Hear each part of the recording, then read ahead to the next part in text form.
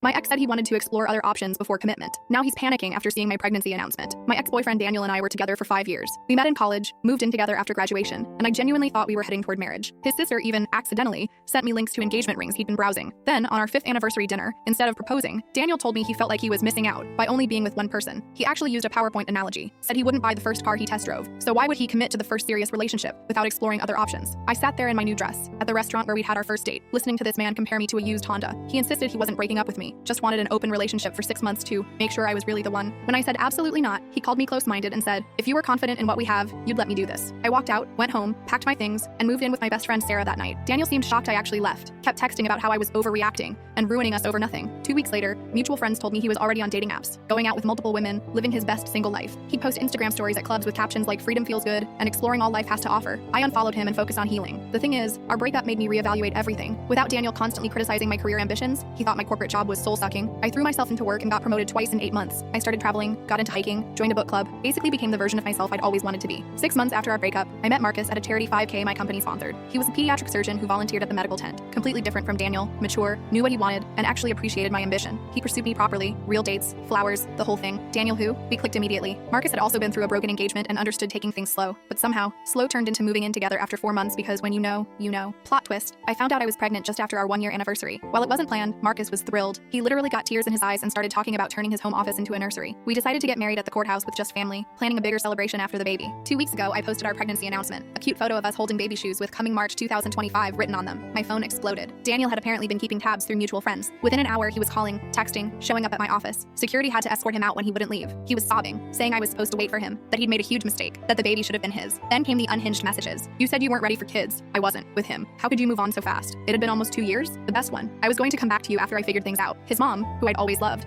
called me crying and apologizing for raising such a fool. She told me Daniel's exploration hadn't gone well. Turned out women his age weren't interested in a 29-year-old commitment phobe who lived like a frat boy. He'd been striking out for months and had been planning to reach out to me to reconnect. He'd even told his family we were on a break, not broken up. His sister sent me screenshots of him melting down in their family group chat about how I betrayed him by not waiting. The harassment got so bad that Marcus got involved. Doctor by day, protective husband by night, he sent Daniel one message. She's my wife now. Our child will have a father who never needed to explore options to know their mother is extraordinary. Move on. Daniel tried to respond with some nonsense about bro code. They'd never met, but Marcus just had his lawyer send a cease and desist. Last week, Daniel made a Facebook post about losing the love of his life to bad timing and living with regret. Mutual friends roasted him in the comments. Someone even wrote below, didn't you dump her to play the field? He deleted it within hours. His best friend Kyle reached out to congratulate me and said Daniel had been spiraling since seeing my announcement, saying things like he let his soulmate go for nothing. Meanwhile, I'm sitting here with my feet up, growing a tiny human with a man who knew I was worth committing to from day one. Marcus likes to joke that he should thank Daniel. If that idiot hadn't let you go, I'd never have met my wife. Sometimes the trash really does take itself out, and sometimes it tries to crawl back. But by then, you've already redecorated and there's no room for garbage.